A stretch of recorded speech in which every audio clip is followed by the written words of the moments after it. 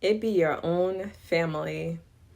Yes, it be your own family. I was reading the book The Little Mermaid to my daughter, and right now the movie Snow White is coming out. No matter when you see this message, it's timeless, but it really had me thinking of family dynamics and the things that we go through being with our family and how much of an impact that makes on our life. Like, even with my daughter being 6 years old, and maybe someday she'll come back and watch this video, but I think about all the ways that I'm showing up for her.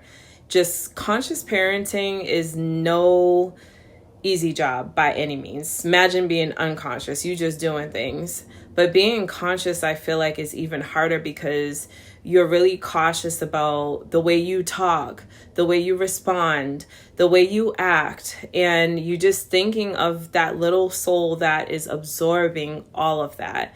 So anyways, we're reading the book The Little Mermaid, and I'm thinking about Snow White, and then I just thought of all the Disney movies and Cinderella. And I feel that when I was thinking of family, I'm like, family has such an impact on our life that literally if during our younger years we are dealing with so much trauma, or we're seeing our parents fight, or if we're seeing and absorbing a toxic environment, literally we have to heal from that.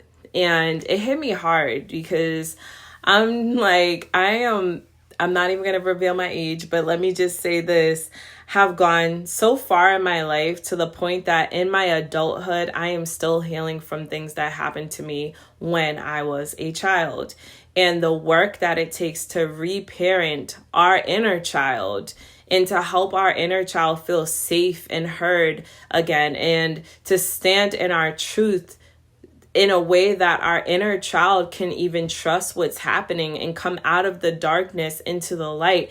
It is no game. It is not easy work at all. And I was thinking of how sometimes you have the father, mother, stepfather, whoever your guardians were, not even be aware of the impact that they have had on your life and the way that they just continue. And I know that I'm speaking to a conscious collective that gets this because you've been the one doing the inner work. You have done the introspection of your life to see, and evaluate who's in your corner, who's in your circle, who's for you, who's not. We blocked some of our family members off. We've cut off some friends because we became aware and started doing the inner work, spirituality, where it required you to stop, pause, evaluate, and actually do some inner healing.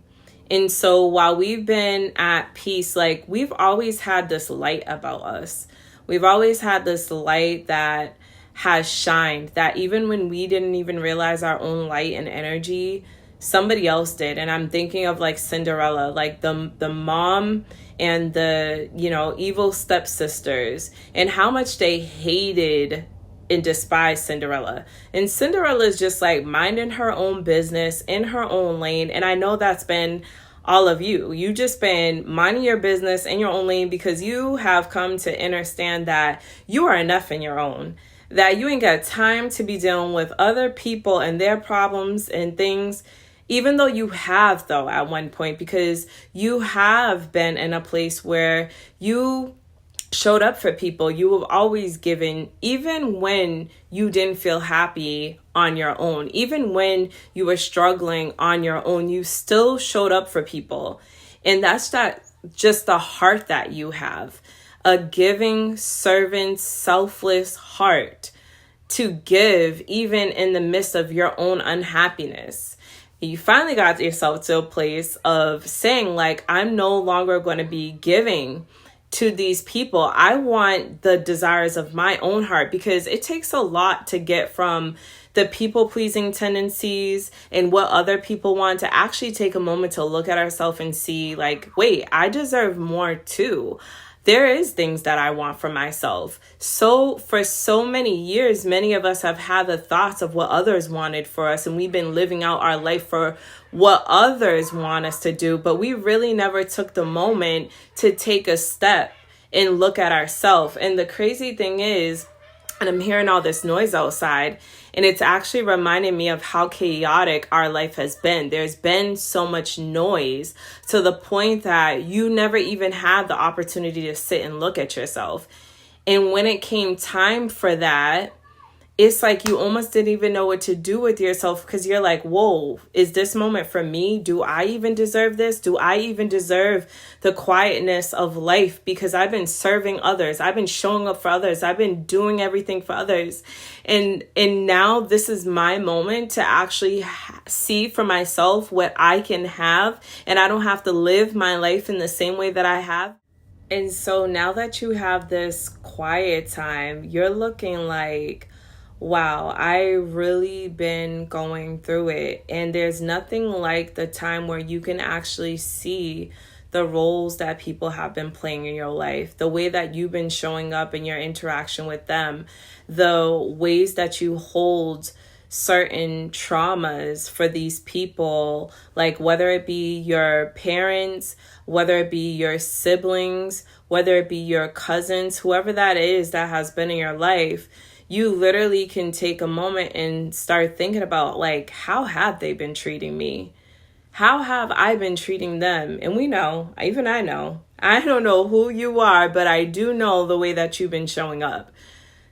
I know that you have been showing up and giving nothing but the best of yourself. And that's how it has been, whether it be in relationships too, giving the best of yourself, only to find people to use you and abuse you. This is why this piece is so important.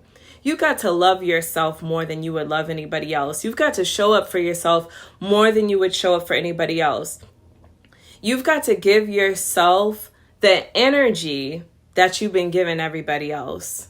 And when you pour that all back into yourself, you start to see that it was always you anyways. Even when you pull back your energy, you start to see it was always you anyways. Everything is about you. And that life is showing us how we are with other people so that we can set boundaries, so that we can pour into ourselves, so that our thoughts will be focused on ourselves and what we want. Because at the end of the day, none of these people are going with us. They're not. They've got to do their own work. So while they're mad at you, while they're upset, while they can't understand why you blocked them, you finally have closed the curtain on letting people in who don't even have that type of access or right to you anymore. This is your time to shine.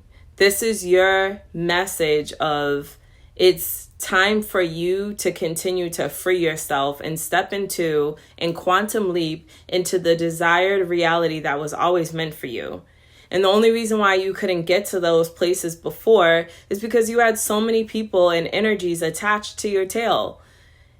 And they were stopping you because while you're in that energy of them, they know all the ways to make you feel miserable in your own reality.